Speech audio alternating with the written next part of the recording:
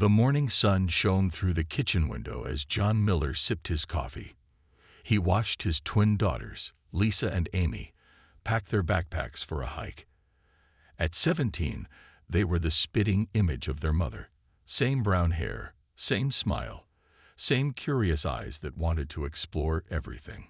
"Dad, we'll be back before sunset," Lisa said, throwing an apple into her bag. "Got the emergency radio?" John asked. His voice was always calm, never giving away the years he spent as a military sniper. Amy held up the small device. "Right here. Not that we'll need it. The woods behind our house are hardly dangerous." John nodded, but his eyes scanned their gear with practiced precision. Living in rural Montana meant being prepared. The isolated property, 20 miles from the nearest town, gave them peace, but also meant they were on their own if trouble came. "Just be careful. I need to go into town for supplies," John said. "Should be back around 6. The girls hugged their father and headed out the back door, their laughter fading as they entered the woods. John watched them go, his hand instinctively touching the small scar on his neck, a reminder of his last mission 7 years ago. After his wife died from cancer 3 years back, John had devoted himself to giving his daughters a normal life. They knew he had been in the military, but he never told them what he really did during the Third World War. Never told them about his 317 confirmed kills. Never explained why sometimes he woke up screaming in the night. Some things children shouldn't know about their father. John grabbed his truck keys and took one last look at the photo on the refrigerator. Him, his wife, and the twins on their 10th birthday. He smiled and headed out to his pickup truck. The drive to town was quiet, just how John liked it. He stopped at the general store, filled his list, and chatted briefly with Bill, the owner. "Weather report says there might be strange lights in the sky tonight. Some kind of meteor shower," Bill mentioned as he bagged the groceries. "The girls will enjoy that," John replied. "They've always loved space stuff." He didn't think much of it as he drove back home, the sun beginning to set over the mountains. The first sign that something was wrong was the unusual glow coming from behind his house. Too bright for a campfire, too steady for lightning. John parked his truck at the bottom of the driveway and approached on foot. An old habit from his military days. He moved silently through the trees until he could see his backyard. What he saw made his blood run cold. A metal craft, about the size of a school bus, hovered 3 feet above the ground. It had no wings, just a smooth oval shape with pulsing lights along its sides. 2 tall figures moved around it. They weren't human. Their bodies were too thin, their heads too large, their movements too fluid. And between them, being led up a ramp into the craft, were Lisa and Amy. John's training kicked in. He calculated distance, wind speed, angles, before remembering he had no weapon. He was just a father watching his daughters being taken. He sprinted forward, but the ramp was already closing. The craft hummed louder, and then shot straight up into the darkening sky with impossible speed. In seconds, it was gone, leaving behind only a circular burn pattern in the grass and a small metallic object that gleamed in the last light of day. John fell to his knees in the empty yard. His fingers dug into the dirt. The quiet man who had buried his violent past felt something awaken inside him. Something cold, something precise, something merciless. He looked up at the stars just beginning to appear. Somewhere up there, someone had taken his girls. They didn't know what they had just done. They didn't know who he was, what he was capable of. They would learn. John Miller stood up and walked with deadly purpose toward the shed behind his house, the shed with the false floor, where Whisper, his custom sniper rifle, had been waiting for the past 7 years. The hidden compartment in the shed opened with a soft click. John hadn't touched these things in 7 years, but his hands remembered. The metal case inside held Whisper, his custom-built sniper rifle. Next to it lay his tactical gear, preserved in vacuum-sealed bags. John ran his fingers along the rifle's barrel. This weapon had ended the lives of enemy generals from distances their security teams thought impossible. Now it might be useless against whatever had taken his daughters. He picked up the strange metal object left behind in his yard.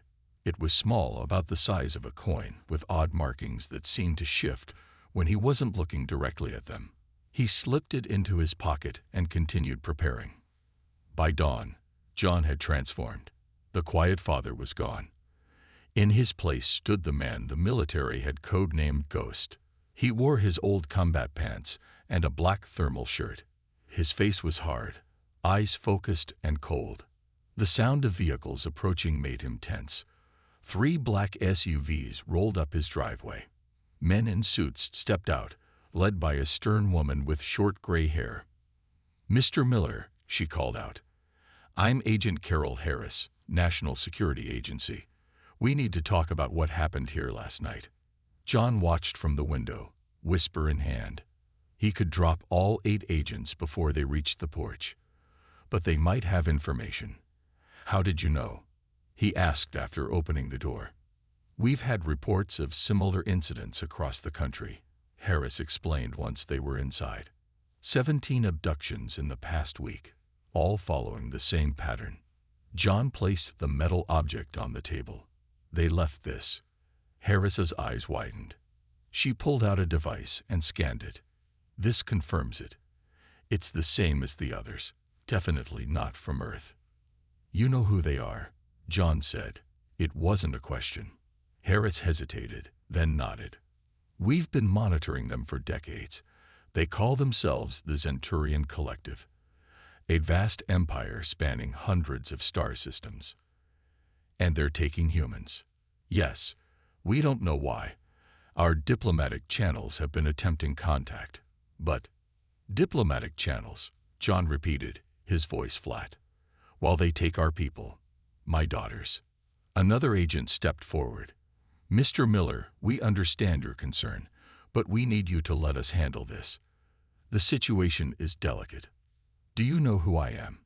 John asked quietly. The agents exchanged glances. Harris nodded slowly. "John Miller, former Master Sergeant, Special Forces, sniper with 317 confirmed kills during the Third World War. Codename, Ghost. Then you know what I'm capable of." "What you were capable of," Harris corrected.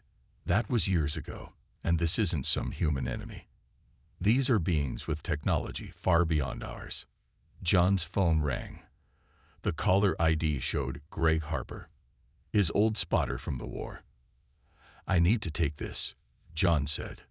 Harris nodded. "We'll need your full cooperation, Mr. Miller.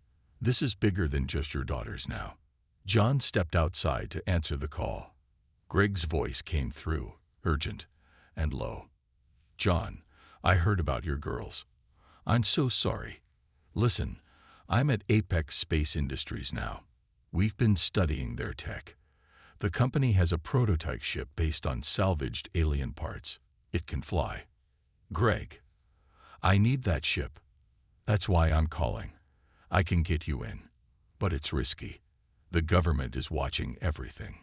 John looked back at the agents in his house. "I'll be there tomorrow. Have it ready." He returned inside, his face calm. He agreed to everything the agents said. Yes, he would cooperate. Yes, he understood the diplomatic approach. Yes, he would stay home and wait for updates. They believed him. They didn't see what lurked behind his eyes. After they left, John packed a small bag with essential gear. He placed Whisper in its custom carrying case. Then he sat at his kitchen table and studied the maps and information the agents had accidentally left visible on their tablets. He memorized everything. The hunter was awake now, and he was going to get his daughters back, even if he had to kill every Zenturian in the galaxy to do it. Apex Space Industries looked like any other factory from the outside. Tall fences, security cameras, and guards at the gate. But inside, they were building something that shouldn't exist yet. John met Greg in the parking lot at midnight. His old friend had aged, with gray at his temples, but his eyes were still sharp. The two men shook hands without words. The guards changed shifts in 5 minutes. Greg said, checking his watch. "The prototype is in Hangar 6. They moved silently along the fence until they reached a service entrance. Greg swiped his key card and entered a code. The door opened with a soft click. "This way," he whispered. The hallways were dimly lit and empty. Most employees had gone home hours ago. They passed laboratories filled with strange equipment and materials that glowed faintly. "We've been studying their technology for years," Greg explained as they walked. "Everything from their engines to their weapons." John nodded but said nothing. His mind was focused on the mission ahead. Hangar 6 was massive. In the center sat what looked like a small shuttle. It was sleek, with a dark metal hull that seemed to absorb light rather than reflect it.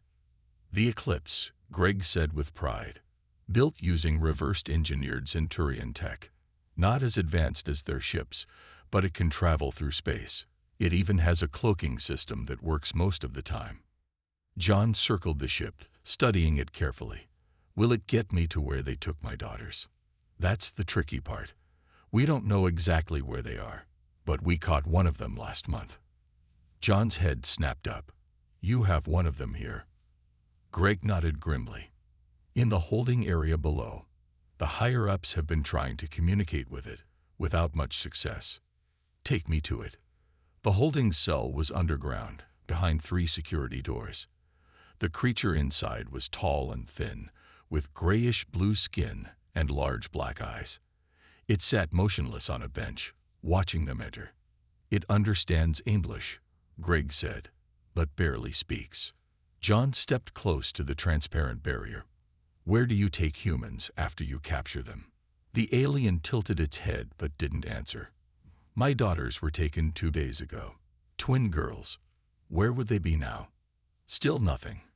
John's patience ended. He drew his pistol and fired at the control panel next to the cell. Alarms blared instantly. The barrier between them disappeared. Before Greg could react, John was inside the cell. He grabbed the alien by its thin neck and pressed his gun to its head. "Processing station," the alien gasped in a raspy voice. "All humans go to the processing station first." "Where is it?" "Edge of your solar system, near the cold planet." "Neptune," Greg translated. "How do I find it?" "The ship knows," the alien said. "All our ships can sense our stations." John knocked the alien unconscious with his gun and turned to Greg. "We need to go. Now." They ran back to the hangar as security teams responded to the alarms. Greg quickly showed John the ship's controls. "It's designed to be intuitive," he explained, typing commands into the main console. "I've programmed it to follow Centurion signals. It should lead you to their station." Security teams were breaking into the hangar now. Greg handed John a small device. "Communication link. I'll try to help from here." John climbed into the pilot's seat. The ship hummed to life around him, displays lighting up with symbols he didn't understand. But somehow he knew what to do. His hands moved across the controls as if he had flown this ship 100 times before. The hangar roof opened above them. The Eclipse rose into the night sky as bullets pinged harmlessly off its hull. "Good hunting, Ghost," Greg's voice came through the comm system. As Earth shrank behind him, John felt a strange calm. The vastness of space surrounded him, but his focus remained razor-sharp. Somewhere out there, his daughters were waiting, and nothing in this galaxy would stop him from finding them. The ship accelerated beyond the moon, following an invisible trail toward the outer planets. The processing station orbited silently near Neptune, hidden from Earth's telescopes. It looked like a giant metal wheel with spokes leading to a central hub. Lights pulsed along its surface as ships came and went. John approached slowly, letting the Eclipse's cloaking system hide him. The ship's computer translated Centurion signals, telling him there were over 200 humans being held inside. But his daughters weren't among them. Just as the captured alien had said, they had already been moved deeper into Centurion space. As John watched, a small ship detached from the station. The computer identified it as a human transport vessel. Something about its movement caught John's attention. It was flying erratically, not like the smooth precision of Zenturian ships. Someone's trying to escape, he realized. John adjusted course to intercept. As the ships drew closer, he saw laser fire from the station, targeting the fleeing vessel. Its shields were failing. Without thinking, John fired the Eclipse's weapons, destroying the station's defense turrets. The escaping ship responded immediately. Unknown vessel, this is Dr. Kate Martinez. Thank you for your assistance. Please identify yourself. My name is John Miller. I'm looking for my daughters. They were taken by the Zenturians. There was a pause before the response came. I can help you. Permission to dock. John allowed the smaller ship to connect with his. The airlock opened to reveal a woman in her 40s with short black hair and a torn lab coat. She carried a small bag and a strange-looking tablet. You're human, she said, surprised. How did you get this ship? Long story. You said you could help me find my daughters. Kate nodded. I was working undercover at the processing station. Earth's Deep Space Intelligence Program has been infiltrating Zenturian operations for years. She activated her tablet, displaying a holographic map of nearby space. Twins are especially valuable to them. They would have been marked as priority specimens and sent directly to the capital world. Why twins? They're genetic experiments. Identical genetics helps them study human adaptability. John's jaw tightened. How do we find this capital world? I know the coordinates, but it's far and heavily guarded. Alarms suddenly blared throughout the ship. The station had detected them despite the cloaking system. We need to move, Kate urged. But John shook his head. Not yet. That station is full of humans, and it has information we need. You can't be serious. There are at least 50 guards in there. John opened his weapons case and assembled Whisper. The rifle was designed for Earth conditions, but he had modified it during the flight. He checked the scope and loaded special rounds designed to work in space. I won't need long, he said. They docked at an emergency airlock. Kate reluctantly agreed to guide him through the station using the schematics on her tablet. John moved silently through the metal corridors, Whisper ready. The first Centurion guard never saw him. One shot, perfectly placed. No sound in the vacuum of the maintenance tunnel. The control room is 2 levels up, Kate's voice said through his helmet comm. But there's a problem. They've initiated lockdown procedures. That won't stop me. John found a ventilation shaft that connected to the upper levels. As he climbed, Kate updated him on guard positions. He eliminated them one by one, each shot precise and deadly. In the central control hub, the Zenturian commander, Sub-Prefect Vexlor, watched security feeds with growing concern. Guards were disappearing without raising alarms. Find the intruder, he ordered. But John was already in position above the control room. He calculated angle, distance, and the station's artificial gravity. When he fired, the shot passed through a small opening in the ceiling and struck the main control console, disabling the lockdown. Vexlor looked up in shock as the human dropped into the room. The last thing the Zenturian saw was the cold eyes of a father who had come for his children. News of the attack on the processing station spread quickly through Zenturian space. Reports described a human who could kill from impossible distances without being detected. The aliens had never encountered such a threat before. They were used to species that fought with large armies or powerful weapons, not a single person who struck with deadly precision. On the stolen Zenturian vessel they had taken from the station, John and Kate reviewed the information they had gathered. After freeing the human captives and sending them back to Earth in escape pods, they had downloaded the station's entire database. According to these transport records, Lisa and Amy were taken directly to Zenturia Prime. Kate said, studying the ship's main screen. The capital world is deep in their territory, at least 2 weeks' journey from here. John nodded silently. He was cleaning Whisper, his movements careful and practiced. The rifle had served him well on the station. 23 shots fired, 23 kills. They're calling you the ghost in their communications, Kate continued.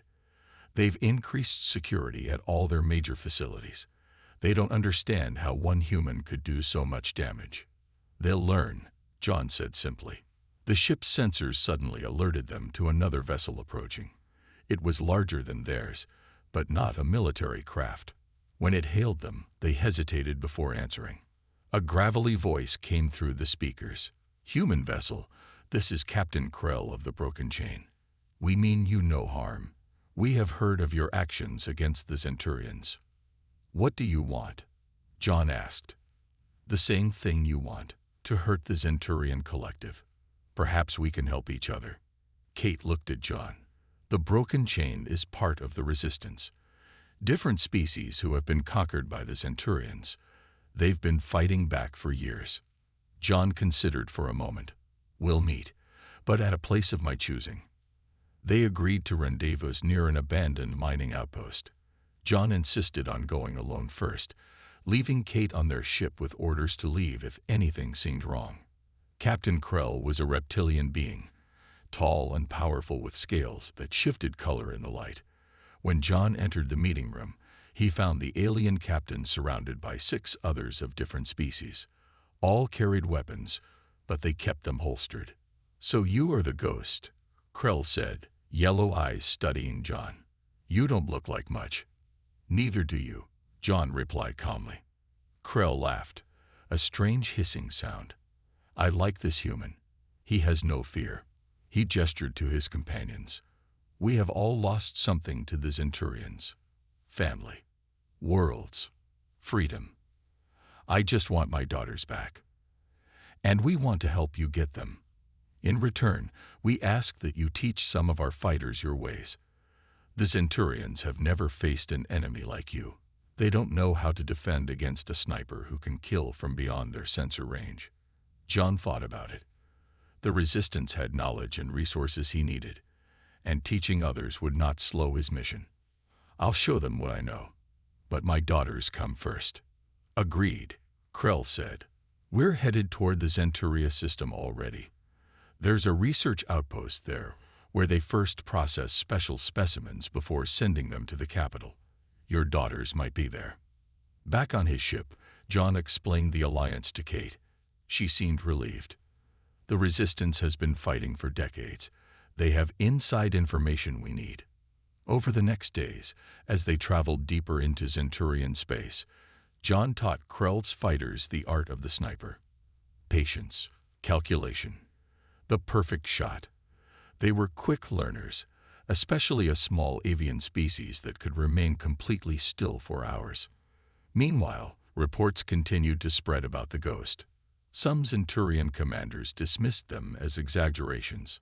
Others increased security and looked over their shoulders, wondering if they would be next. High Commander Drazkor, head of the Human Harvesting Program, was not concerned. From his secure office on Zenturia Prime, he reviewed reports of the ghost with amusement. One human, he said to his staff. Against the might of our empire, let him come. Drazkor did not know that death was already on its way. The research outpost orbiting Zenturia Prime was larger than the processing station. It floated like a massive snowflake made of metal and glass, with 6 arms extending from a central hub. Each arm housed different laboratories, where the Zenturians studied species from across the galaxy. John, Kate, and Krell observed the outpost from their cloaked ship. The Resistance had provided them with updated stealth technology that could hide them from Zenturian scanners. The twin specimens would be in Research Arm 3, Krell said, pointing to the station schematics. That's where they studied genetic pairs. John studied the layout, memorizing every corridor and security checkpoint. How many guards? At least 100, Kate answered, plus research staff. Security has doubled since your attack on the processing station. When do we attack? Krell asked. John shook his head. Not we. Just me. Kate and Krell protested, but John was firm. Too many people increases the risk. I work best alone. At least take a communication device, Kate insisted. We can guide you from here. John agreed to that. He prepared his gear meticulously, checking every piece of equipment. He added special rounds to his ammunition that could pierce Centurion body armor, designed by the Resistance. The plan was simple. John would enter through a maintenance airlock during shift change when security systems briefly reset. Kate would guide him to Research Arm 3. He would find his daughters and escape the same way. But simple plans rarely survive contact with the enemy. John entered the station undetected. Moving through the maintenance tunnels, he avoided the first security patrols. Kate's voice in his ear directed him toward Research Arm 3. "You're approaching a major checkpoint," she warned. "Security is heavy." John found a ventilation shaft that bypassed the checkpoint. As he crawled through the narrow space, he heard Centurion voices below discussing the human specimens. "The genetic twins show remarkable adaptation," one said. "High Commander Drazkor wants them transferred to the central laboratory tomorrow." "Tomorrow? That moves up our timetable," another replied. "The experiments haven't even begun." John froze. They were talking about his daughters. The experiments would begin tomorrow. Something inside him snapped. All his careful planning, his patience, his strategic approach, it all disappeared in a wave of rage. His daughters would not be experimented on. Not tomorrow. Not ever. He kicked out the ventilation grate and dropped into the corridor, surprising 3 Centurion scientists. Before they could react, they were dead, precise shots to their oversized heads. Alarms blared throughout the station. John didn't care. He ran toward the central laboratories, guided by the signs on the walls. Guards appeared at the end of the corridor. John didn't slow down. He fired as he ran, each shot finding its mark despite the movement. "John, what are you doing?" Kate's voice was panicked in his ear. "The entire station is on alert." He didn't answer. More guards came. More fell to his rifle. When Whisper ran out of ammunition, he switched to his sidearm. When that was empty, he took weapons from the fallen guards. Security doors closed ahead of him, but he shot out the control panels. Science staff fled in terror as he passed. The human ghost had become death itself, moving through the station like an unstoppable force. In the central command hub, the station director watched in horror as security camera feeds showed the humans' progress. One man had taken down 30 guards already and was still advancing. "Seal Research Arm 3, the director ordered, "and contact High Commander Drazkor immediately." John reached the entrance to Research Arm 3 only to find it locked down with reinforced doors. He placed explosive charges at the weak points, stepping back as they detonated. As the smoke cleared, he saw dozens of guards waiting inside, weapons aimed at him. Behind them stood a tall Centurion in elaborate armor. High Commander Drazkor had arrived at the station earlier than expected. "So this is the ghost," Drazkor said, his voice cold and amused. "I expected something more impressive." John woke up in a cell. His head throbbed where a Centurion stun weapon had hit him. They had taken his weapons and equipment. Even his boots were gone. Finally awake. "Ghost?" High Commander Drazkor stood outside the energy barrier that served as a door.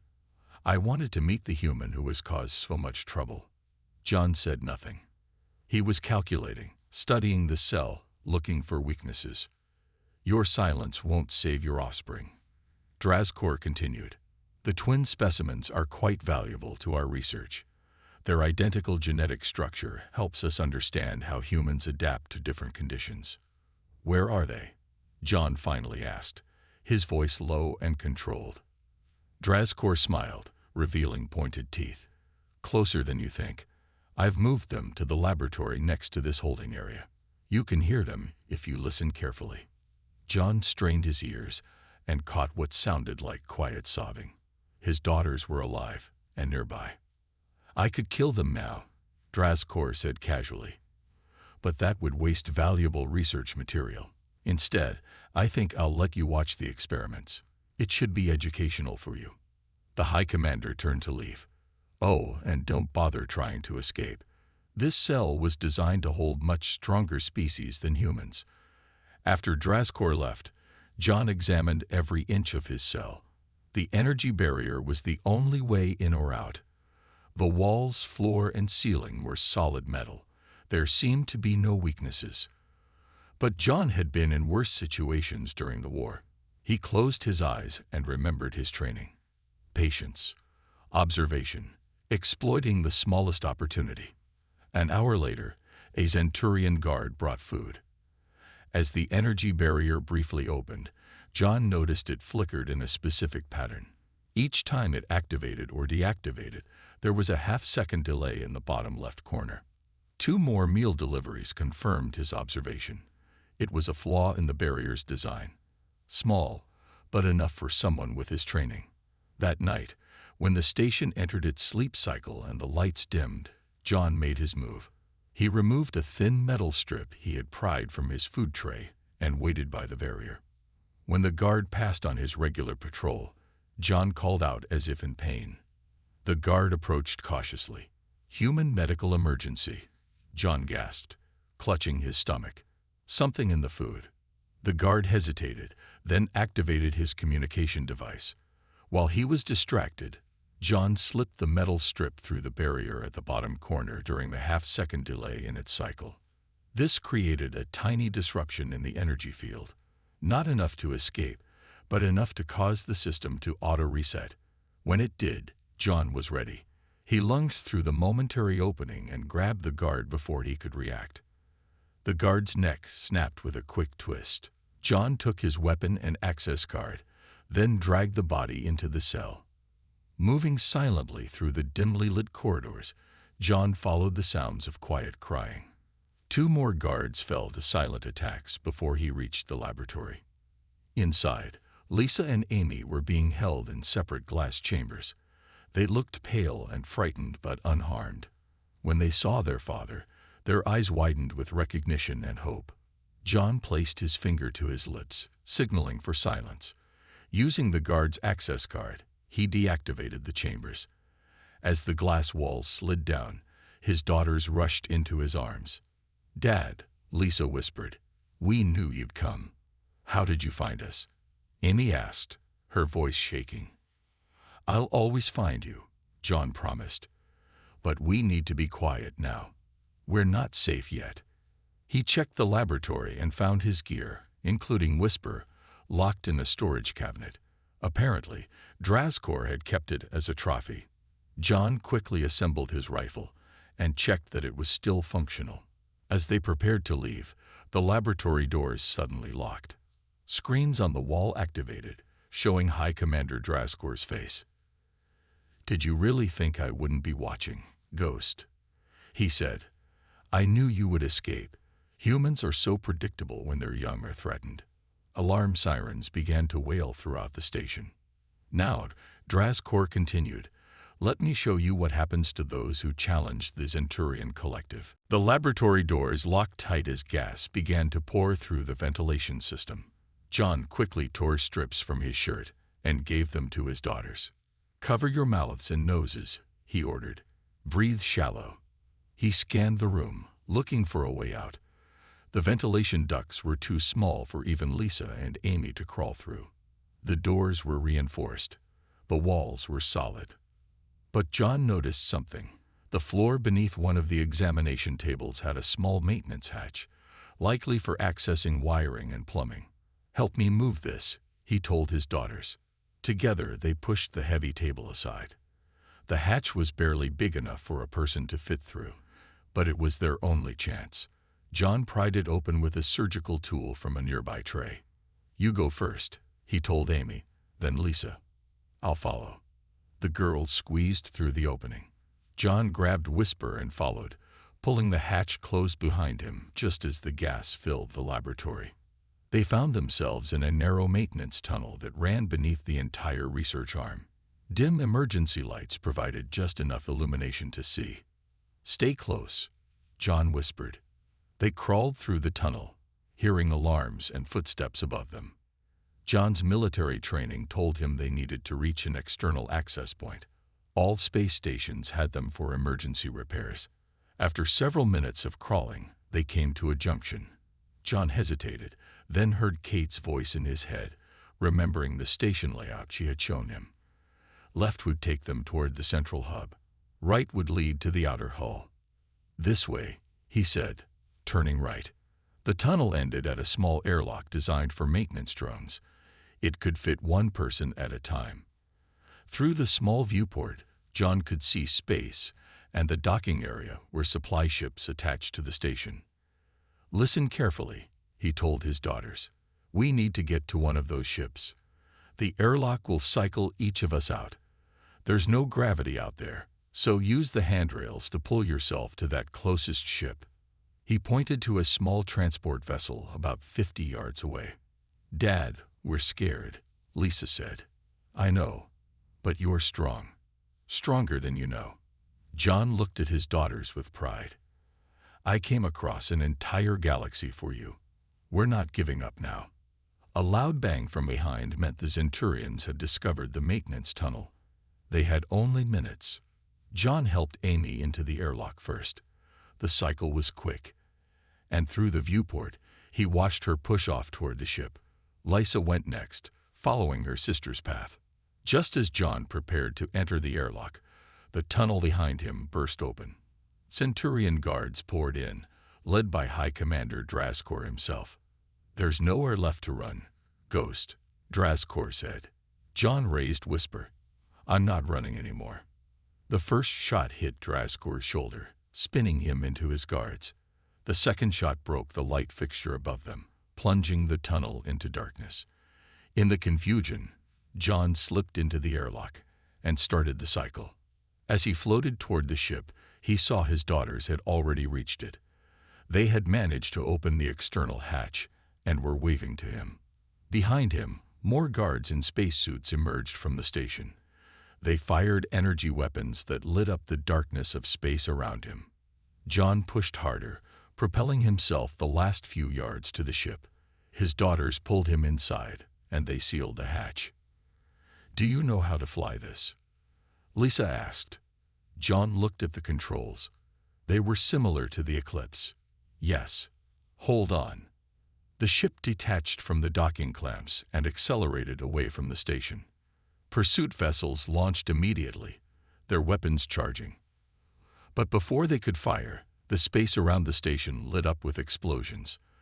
The resistance fleet had arrived, led by Krell and Kate. Dozens of ships appeared, engaging the Zenturian forces. Perfect timing, John said with a rare smile. Through the communication system, Kate's voice came through. Got your signal from the tracking device. Did you find them? John looked at his daughters, safe beside him. Mission accomplished. As their ship joined the resistance fleet, Lisa put her hand on her father's arm.